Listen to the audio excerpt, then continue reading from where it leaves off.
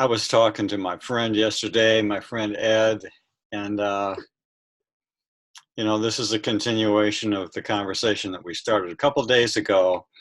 I was reading some newspaper articles and some magazine articles, two, in fact, having to do with anxiety, depression, grieving, having to do with the state of the country, the United States, politically speaking, and the state of the planet, ecologically speaking.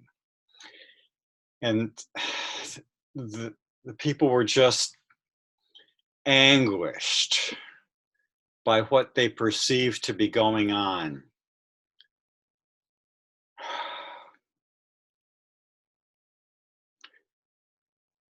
So this morning,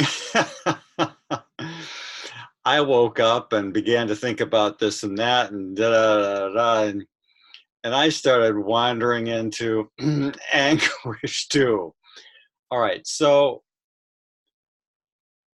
the first thing I did was to recognize anxiety for what it is. And as soon as I recognized the fact of anxiety, it was like the sun shining through my entire being, spirit just shining.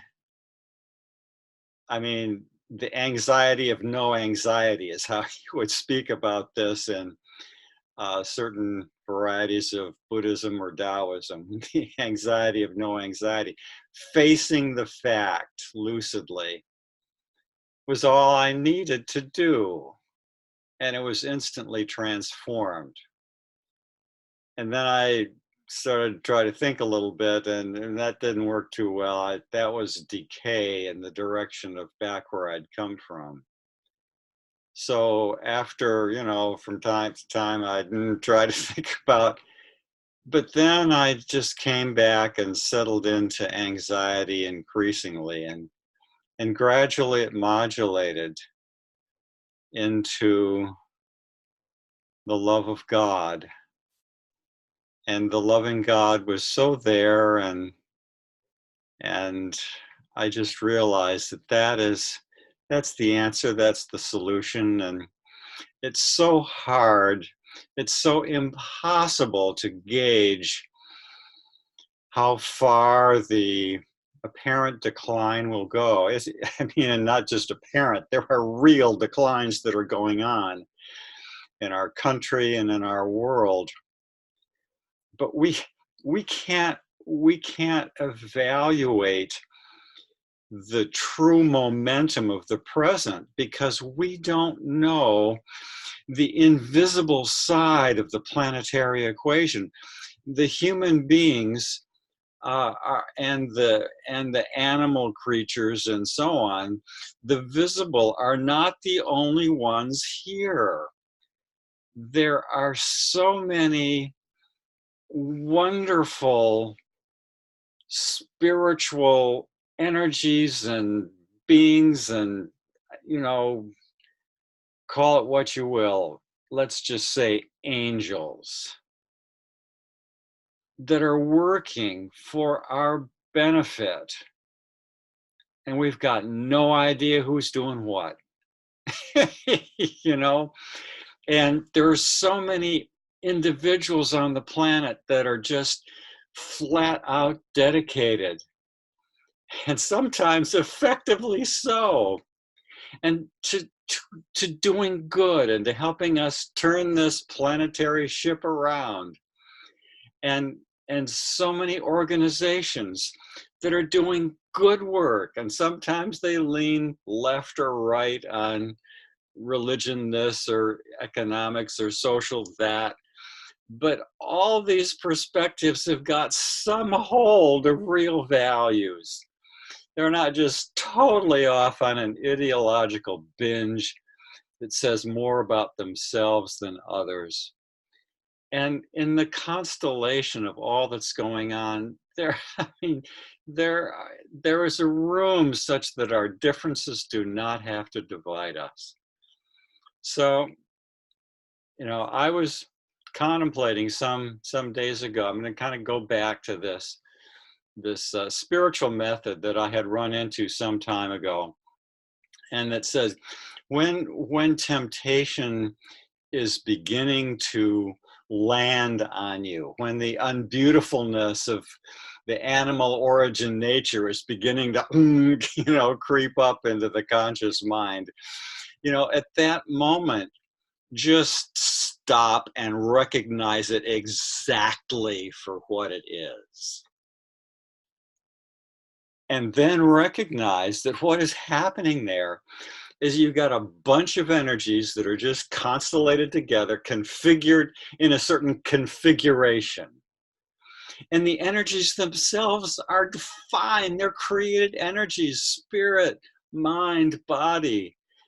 The creator knew what he was doing. Wonderful energies. And the destiny for each of us is that all these dysfunctional configurations get recycled, and we just, yes, but if you start with the spiritual and you think to yourself, okay, what are these energies trying to do? And this phrase pops into my mind, the time tension of personality. Well, yeah, there is time. We don't have like forever to fix our serious problems. And we don't have forever on the planet to give what we have to give. So there is a time tension that's involved. And that's natural and normal. It's part of the creation, and we wouldn't want to take that away anyway. It's part of what makes evolution the created and creative adventure that we've got. So, you start with the spiritual and you recognize, well, where are the spiritual energies here? And the spiritual energies, if you were just starting on the wrong path, the spiritual energies might have been, withdrawing their support from your action momentum and placing as much of their influence on values that were sort of in the background of your consciousness, or maybe not quite accessible to you at the moment consciously, but placing their emphasis elsewhere. And then the energies of mind. Well, energies of mind, there's your capacities to understand and mobilize wisdom and make that moral decision. And those capacities are good capacities, and they can be used the right way. And then they're the physical capacities, and those energies can be brought into service as well. And if you're kind of going through the sequence, you don't have to go all the way through the method. If step one is enough, well, shazam, there you are, step one. Congratulations. And that's what happened to me this morning. So long live not going through a procedure or a ritual of the inner life, if if it's already healed right away. So happy healing. Bye-bye.